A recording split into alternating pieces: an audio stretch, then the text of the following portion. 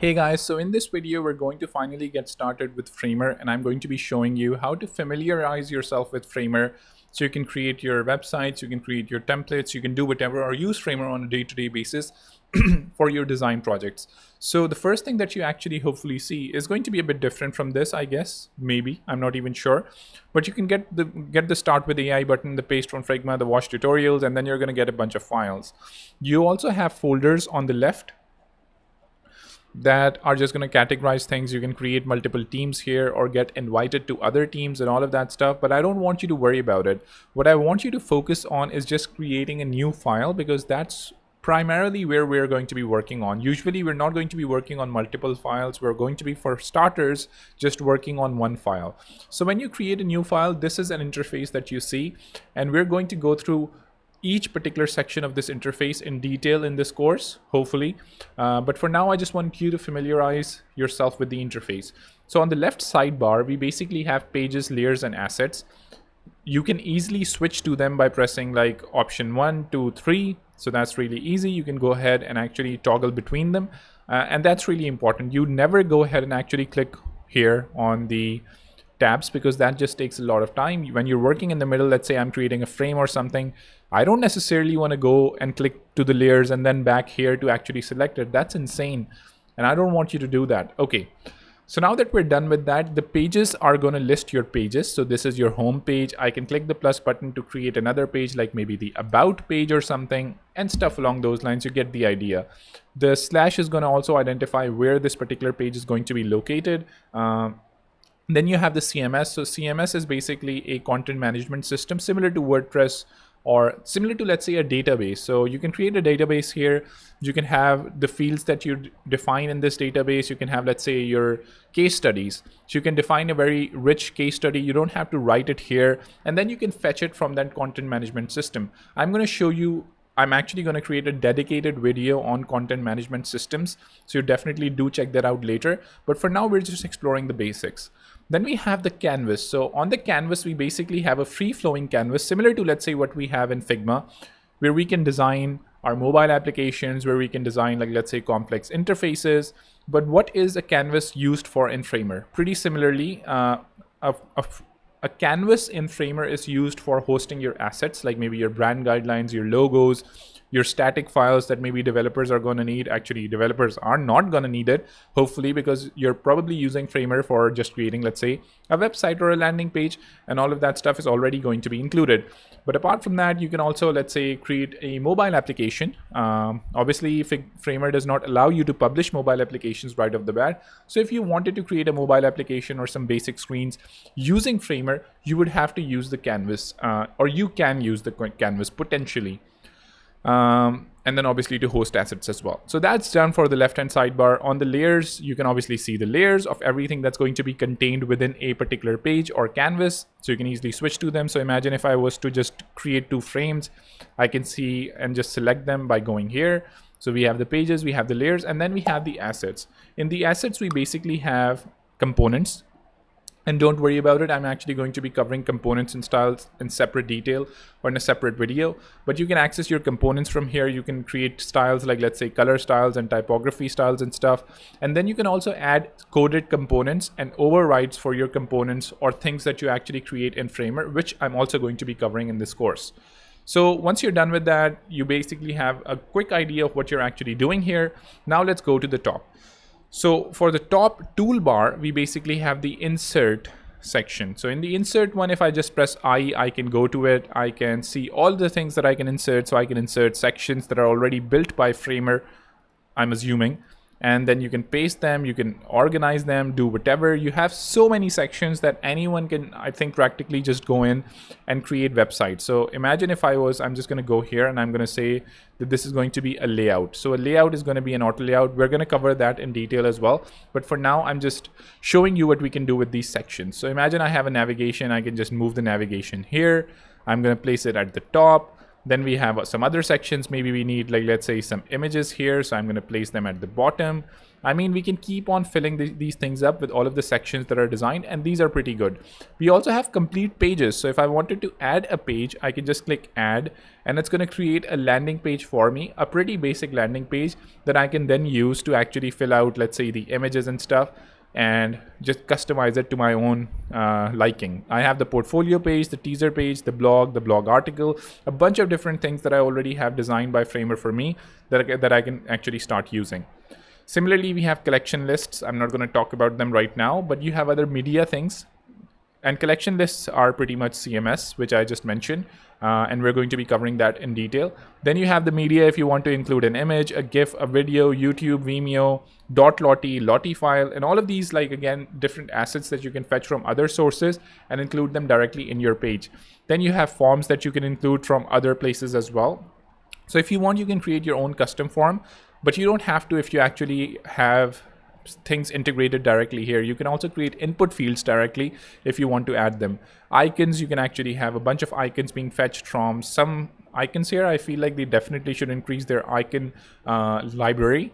But even some of the icons that are included here really offer a lot of flexibility. Then we have some interactive components. Again, we're going to be covering most of these components in detail, so definitely don't worry about it. Then we have some patterns. So you can consider patterns as, like, let's say, components that you can use. So imagine this is a button. So this is a button. I can just go to the layers and I can see, okay, even though it's not a component in itself, but you can consider it a design component, and you can create it or make it a component, but it basically just gives you a good starting point for your components. So then we have the navigation and a bunch of different things. You can definitely go ahead and keep on exploring. Then we have some social stuff like Trustpilot if you want to surface our reviews from there, Twitter feeds, Google Maps, Facebook, Instagram, you name it. And then utility, we have, again, if you want to sell your stuff on Gumroad or Lemon Squeezy, or like show an event thing on Eventbrite. So again, you can definitely check it out. There's a lot to be added here. Then let's come to some of the other things that we have. So we have the layout, and in the layout I can define a bunch of different things. I can create a frame, I can create a row, I can create a column, I can create a grid. So rows and columns are pretty similar to what you would consider auto layout in Figma. And obviously you can flow them horizontally or vertically. That's completely up to you, and that's how you would imagine rows and columns, somewhat. And then we have grids. Grids basically allow you to have, let's say, if I just go here on my home page, let's go to the home page. And one other thing that I actually wanted to point out is for easy navigation, if I, let's say, am on the layers panel, I don't want to go to pages and then layers. I basically just do Command K and then home. So I'm already on home, so it's not going to show it to me. So if I was not on home, I was, let's say, on home and I wanted to go to landing, I can just do that. I can create like click home and do that. So for those who are like keyboard intensive and focus on the keyboard and not really on the mouse that much, they can actually use Command K to just directly jump to particular things if they want. One other thing that I was actually talking about like the layout and stuff. So if you want, you can have a grid inserted as well. I'm going to add a grid, then I can have multiple things inside of it. Similarly, I can add rows. So rows up and down, similar to what I just mentioned. Again, if you actually go on the right, now I'm just jumping a bit. If you go on the right, we have layout, and this is an auto layout, pretty similar to an auto layout, but they don't call it an auto layout. They call it a stack. So this is a type of a stack. Or you can consider it an auto layout, which has two different types, a stack, which is similar to what Figma has right now. And they also have the possibility of a grid. So if you make it a grid, you can have multiple things like multiple columns, multiple rows, multiple gaps, multiple paddings, not multiple paddings, but you can basically have multiple rows and columns. And then stack is pretty simple to what you've already seen in Figma. Okay, so now if I obviously wanted to include a text, we have the text tool. We can just press T and start typing. Now, as you can see, this really shrunk. Why did it shrink? Well, because I applied an auto layout on top of this particular container of this whole page. So it's basically saying that it should fit the content or hug content similar to what you know in Figma. So it's basically hugging the content, but I'm going to say, okay, it should just be fixed, and I'm just going to make its height 1000. So there you go. We have something like this, and I'm just going to. Now, as you can see, it's still, since this is still an auto layout, I'm actually just going to remove it so I can basically position my things freely to show them to you. So now that we have that, we have actions as well. So we can create like a bunch of different things here. Again, these are the quick actions that I talked about when you press Command K. So this particular option is doing nothing. It's just opening the Command K option, which you can have like a bunch of different actions directly, and you can see them. You can browse library, do whatever, and you don't have to worry about it. Then if you want to rename your file, you can basically come here at the top and you can just rename it to something like, again, Figma tutorial. Sorry, I have Figma on my mouth. Framer introduction. At the top, we basically have our own name or any other people who are viewing this site. Then we have our site settings or homepage settings. And this also includes like site settings, so we can definitely go ahead and browse here. But I'm going to cover or do a separate video on settings as well. Then we can play our prototype, view our designs directly, similar to what we do in Figma. In the prototype view, we can invite other people from here, and then we can publish the site instantly. So that's pretty much it. Then if we actually look at the right-hand sidebar, the right-hand sidebar is basically used for everything that it's used in Figma or let's say Sketch or whatever. This is more dependent on contextual stuff that you've actually selected. So if I don't have anything selected, as you can see, we don't even see the right-hand sidebar. But if I select something like this top frame or top page, I can add an overlay, I can add multiple links here, I can add breakpoints, I can add layouts, I can styles, code overrides, export, and handoff. So I am going to be covering overlays and links and breakpoints, layout styles, all of these in separate videos. But again, just as a quick introduction, an overlay can be added to be there or to be present there if a person clicks on something. So it's like a modal or something. You can add anything in this particular overlay and it's going to be there. But if you click on done, then it's done. So imagine if I wanted to open an overlay, I'm just going to, let's say, click here and I can then say whether it's this particular thing is going to be a link to something or whether it's going to open an overlay. Again, those are all things that I can decide. Then I have some link styles as well. I can create new styles if I want to. And like pretty basic. Then we have the positioning similar to what we have in Figma. Where should this particular thing be placed? At the top, should it be placed? Where should it be placed from the left? Should it actually be respecting constraints and stuff along those lines? Pretty similar to what I actually have covered in my Figma videos as well. Then we have two things about like positioning. So we have position absolute and relative. If something is, obviously we have a lot more. Absolute, relative, fixed, and sticky. Right now, since this is not within an auto layout or in a layout, it's going to be absolute because it's just free flowing. It's like floating around, or it can be fixed, but it can never be relative or sticky. In order for it to be relative or sticky, I have to do a bunch of things. Obviously, I can make this whole thing an auto layout. Let's just actually go ahead and make it an auto layout.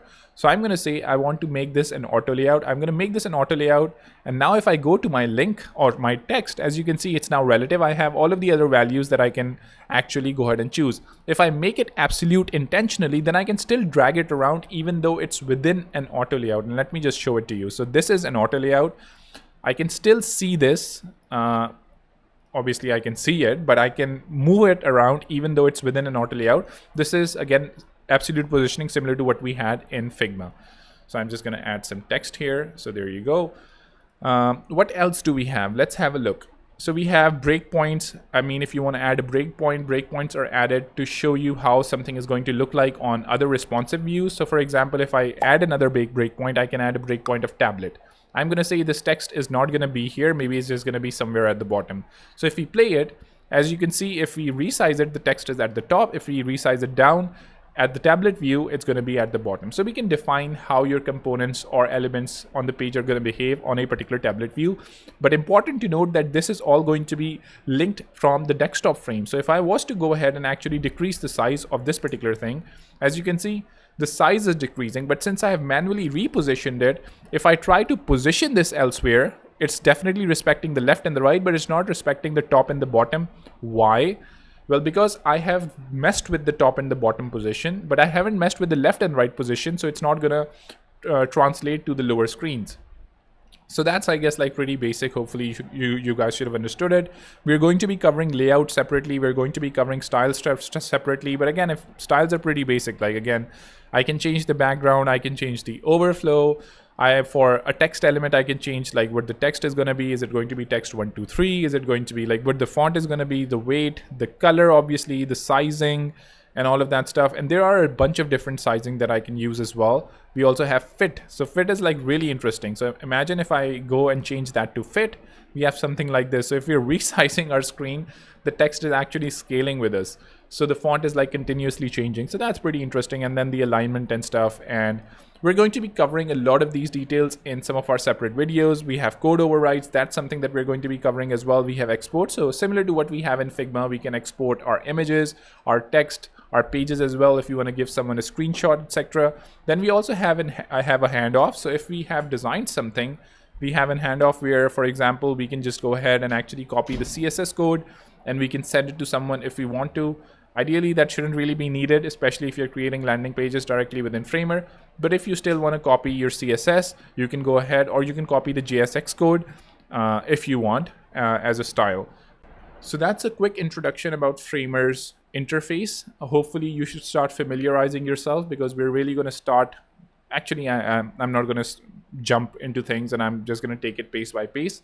But in the next video, hopefully we can cover some more advanced topics and actually go a bit deeper into something like layout, because I think that's one of the most important things in Framer, which is the layout stack and layout grid. So let's explore that hopefully in the next video, and I'll see you later. Take care. Bye.